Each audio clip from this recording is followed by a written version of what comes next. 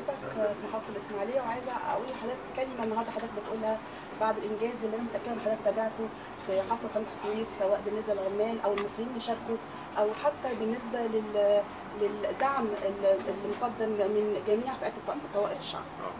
اولا انا سعيد النهارده بزياره المحافظه وزياره الاسماعيليه، والحقيقه مشروع الانجاز مشروع قناه السويس كانجاز عظيم افتتح به سياده الرئيس عمله ونشاطه وقيادته لمصر، والانجاز ده يحمل في داخلنا مشاعر كبيرة خالص، خاصة قناة السويس لها جذور في الشخصية المصرية من أيام الصخرة ومن أيام الحفر ومن أيام 100,000 مصري ماتوا في حفر القناة. طبعا زمان كان حفر بالفاس، وأنا أسرتي نفسها الجدود يحكوا إنهم كانوا في أسيوط وهاجروا للمنصورة عشان كانوا بياخدوا ناس منهم للصخرة، فراحوا المنصورة نوع من الهرب أو نوع من البعد عن المكان ده.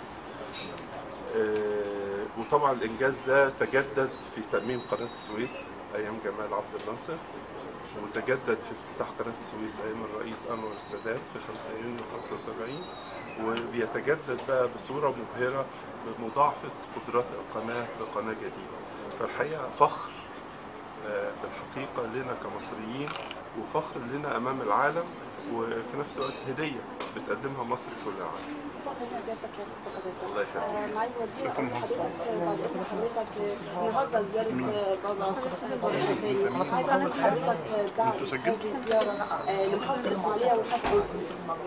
وانا عايز اقول لحضرتك ان هو اليوم مشهور، يعني وجود بابا انتوا رايحين هناك؟ لا معلش عشان ومعاه الصحبه الجميله دي، يوم مشهود ويوم تاريخي في تاريخ المحافظه.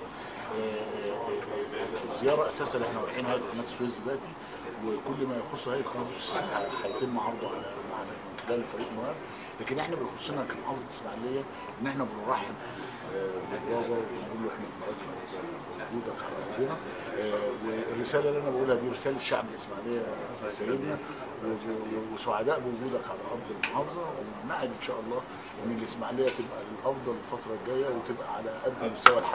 من الآباء الأساقفة أعضاء المجمع المقدس ومرافقيهم الكرام، لقد كانت قناة السويس ولا تزال وستظل إن شاء الله تجسيدا للعبقرية المصرية على مر الزمان.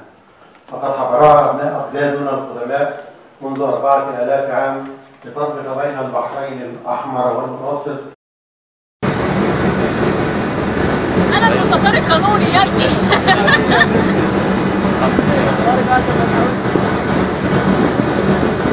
كل الجريدة اللي